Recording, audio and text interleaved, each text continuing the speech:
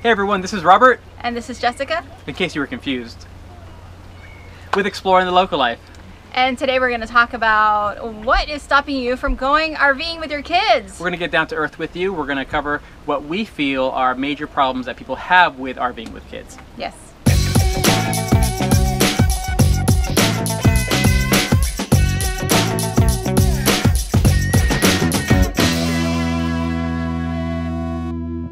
Now we're always getting asked, how are the kids going to socialize? And meet other children.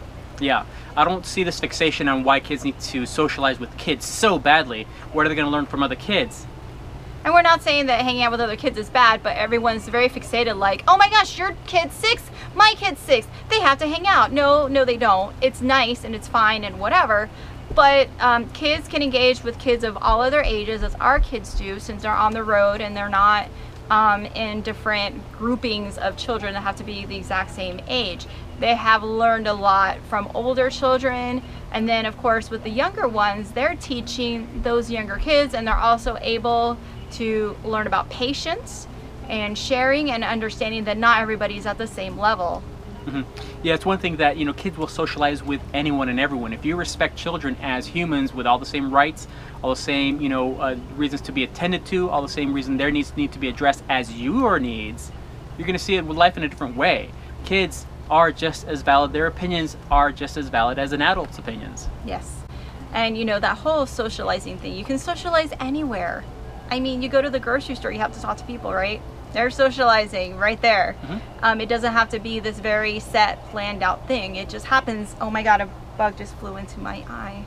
It just happens as part of everyday living. Exactly. If you want your kids to, behave, and what does that even mean? But if they're interacting with adults who already know and have the life experience, that's the best way to learn. You don't have 6-year-olds teaching 6-year-olds in school or an educational setting or how to wipe their butts. You have an adult teaching them that.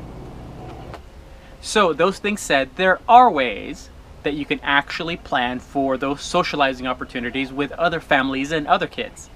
Yeah, it's very easy to make plans with others. And if you're like, well, how am I supposed to meet these people, Jessica and Robert? Like what? You can go on to different social media platforms and find folks. Like on Facebook, there's Full-Time Families Facebook group. You can go in there and be like, hey, what up, yo? I'm going to be in Central Florida between these dates. Anyone going to be there? You don't have to give your details away if you're wondering about safety and all those things. Exactly. Just to do an inquiry about where you're going to be. And you can do the same thing on Instagram and others, or even on your profile. If you have other friends already, virtual friends on Facebook that are RVing, just be like, hey, we're going to be here. Who wants to meet up?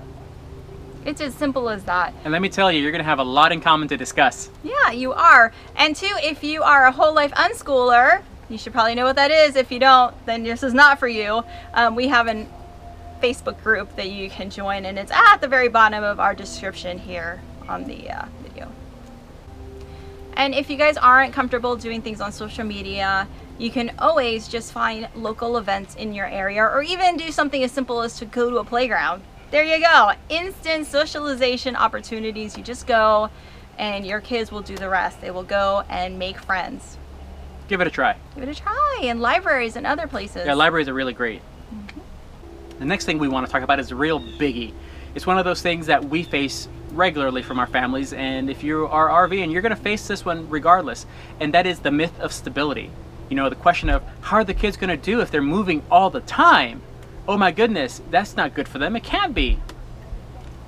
However, do you ever find people asking the question to military families? You have folks in the Army, Air Force, Navy, Marine Corps, all around the world, deployed to Europe, deployed to Asia, deployed to Central America. And even folks that are just working abroad with their children. Exactly. You don't have people asking that of the State Department employees that have their families overseas. No. Because what it comes down to is the family unit, the interactions that you have with your kids, and where you take them, what you show them, what you talk about them, the time that you invest in your kids, not the time that other people invest in them, the time that they get 1 hour with Mrs. Smith in the 3rd period class before she gets another group of 30 rowdy kids to deal with. Right. And again, we're not like downing any of these other things that other people are doing, but I'm just saying, these criteria are applied to RVing parents that have kids that are on the road that just really have no merit at all. I mean, maybe I'm trying to think even of a way that could be applied. Like, oh, they live in such an unstable environment when there's two parents. Two parents. When we're here, we know what they're doing all day because they're with us. Or shall we say we're with them. Or we're with them. If they're on an adventure, they want to go somewhere, we take them. Right. So, you know, I don't understand. They're not in school. Is that what you mean by stability? Then yeah, no, our kids are very unstable because they're not in school. Yeah, they're not in school, being bullied, being co-opted into misbehaving. Or having to learn how to hide in case of an active shooter situation. That's a popular thing nowadays, isn't it? Does your kid have a bulletproof backpack? Yeah, and again, we're not criticizing. Horrible. Yeah, we're not criticizing the public school system. We both are products of the public school system. Correct. We see the great value in it, but it is not a requirement right. for raising it's not the smart, only intelligent way kids to emerge as an 18-year-old that's ready to go hit the world. Exactly. As Schools are set up to create the class of 2018. They're set up to create the class of 2019 and homogeneous group of kids that have the same general education, and off they go ready to supply labor for the jobs in offices, corporate factories, America. Corporate America, which again, you got to look at society as a whole, and the aim is stability. So they want to create a box six-pack of kids. Right. And if you're okay, like if everyone is doing fine in that, if you have a family, everybody's doing great, the kids are succeeding in school, you love your job, everything's great. We are not talking to you. We are speaking to people that are trying to live that way, knowing and feeling that it is not right for them, that there is something else that they need to be doing. And this is an encouragement to those of you that are feeling that in you. This is resonating with you.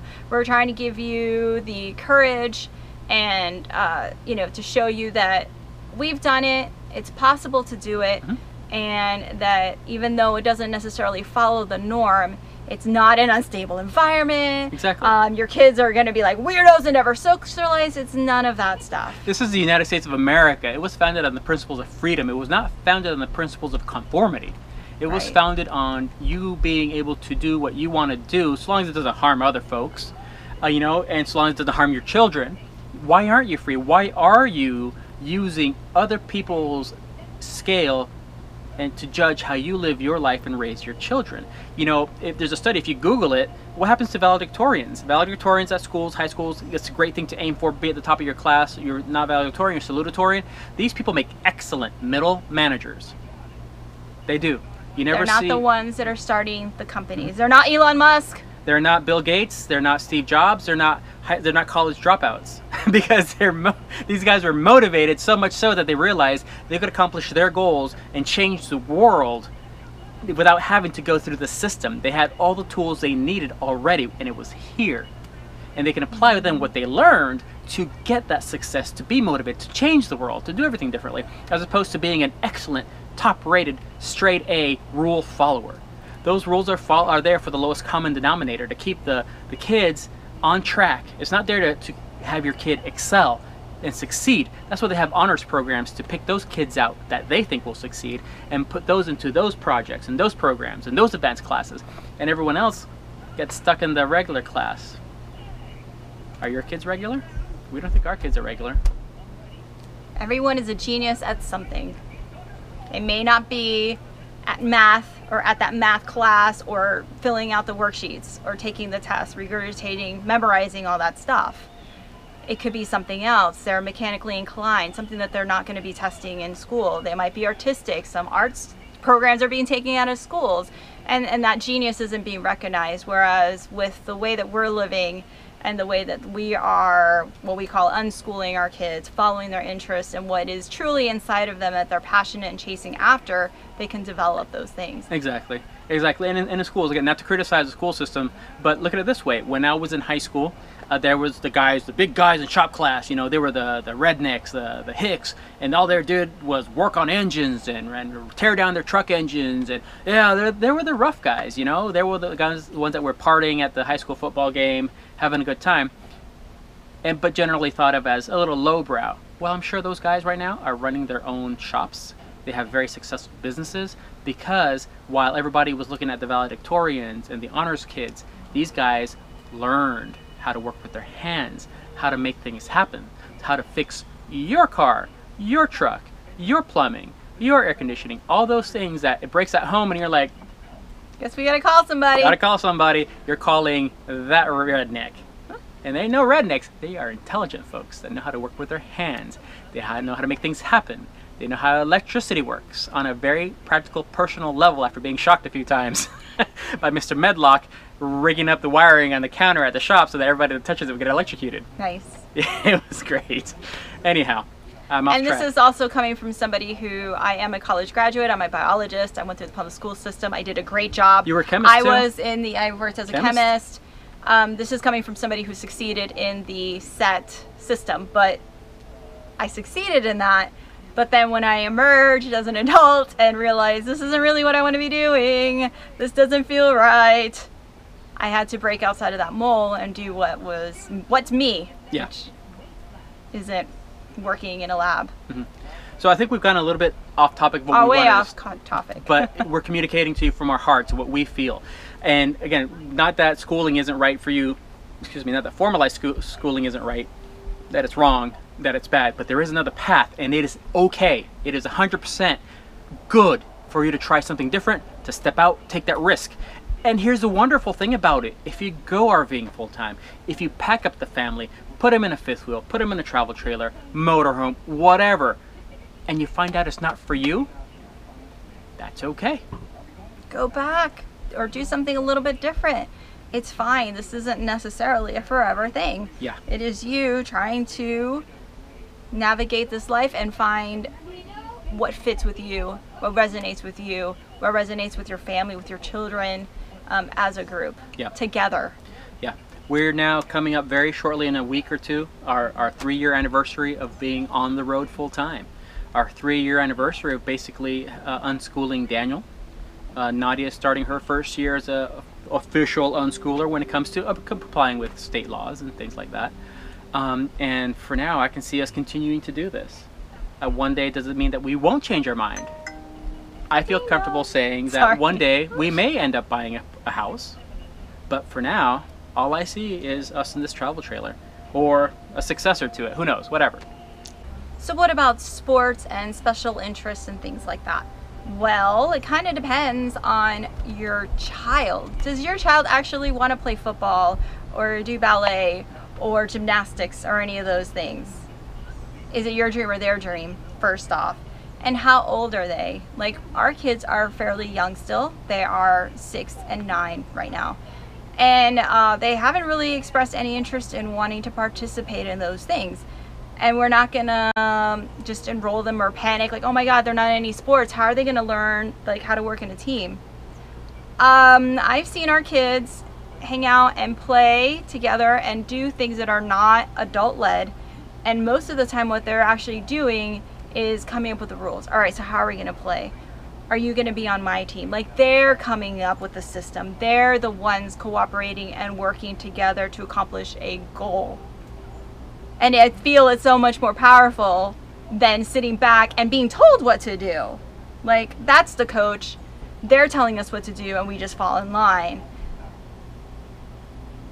Again, what kind of children do we want to be raising? And again, it doesn't mean that when Daniel's 14, he doesn't say, you know what? I really want to play. I want to play soccer. I want to play football. I want to do those things. There's nothing to say that we won't go, all right, well, let's see how we can make this happen. Exactly. At one point, we did have Daniel do soccer for a summer, and he was a team player, shall I say, and he agreed to do it. But it wasn't in his heart at the time. He had some fun, but you could tell that at a certain point, it was a little bit of a chore for him to want to go. So it wasn't the right time.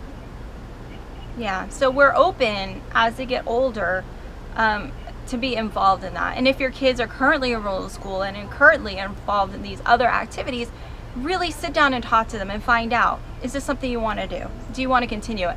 And if you have the flexibility, you can always, does football run all year long? No. Maybe you don't travel during football season, right? Maybe your kids do football season. Mm-hmm. And then after that, then you travel. There's ways around it. There's ways, and if your kids are really, really young, sorry, there's an ant biting me.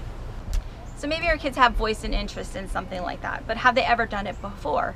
There's a possibility where you are, you can find out if they're offering any free classes or any trial periods for something and enroll them. Let them try it. See if they really like it.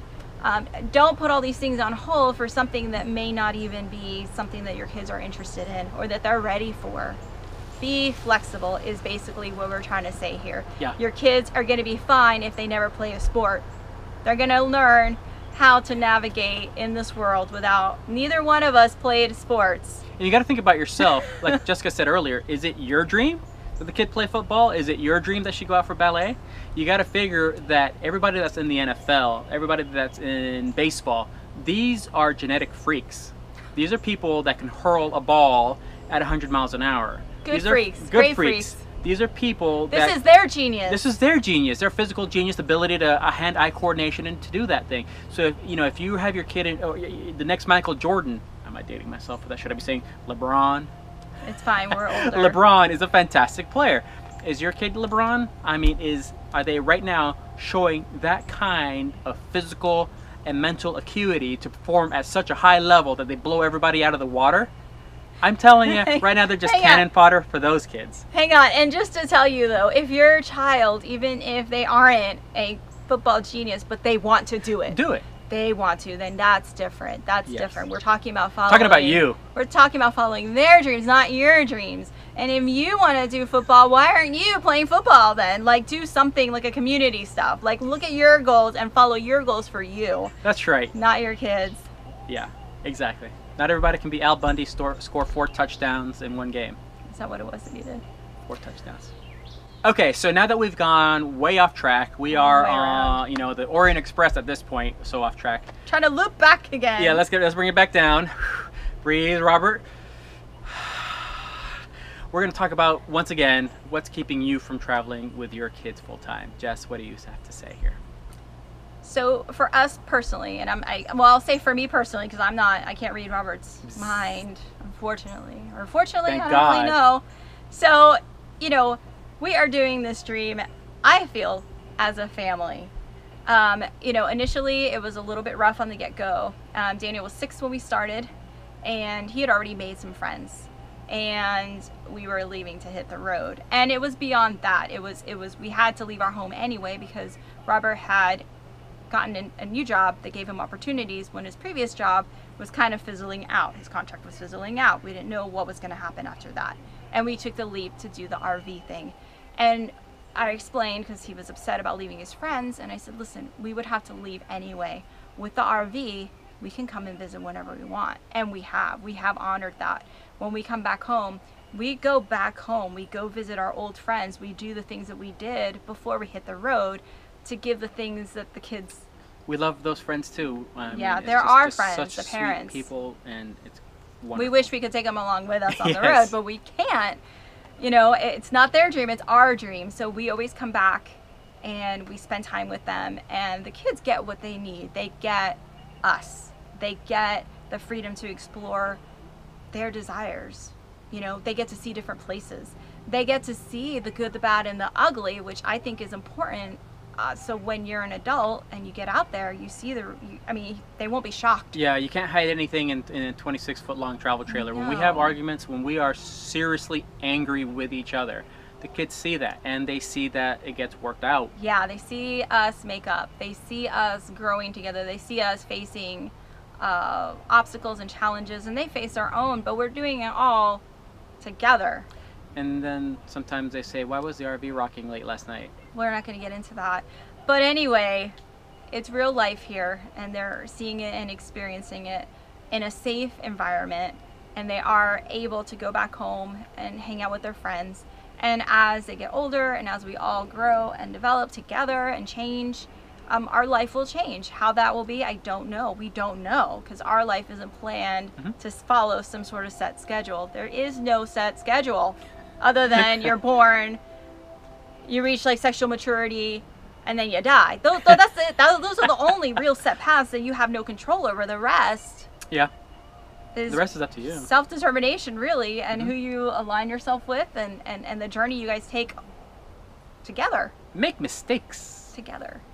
Overcome those challenges. Become the real person you're meant to be. Yeah. And let your kids do that and see it and feel it and grow. Yeah.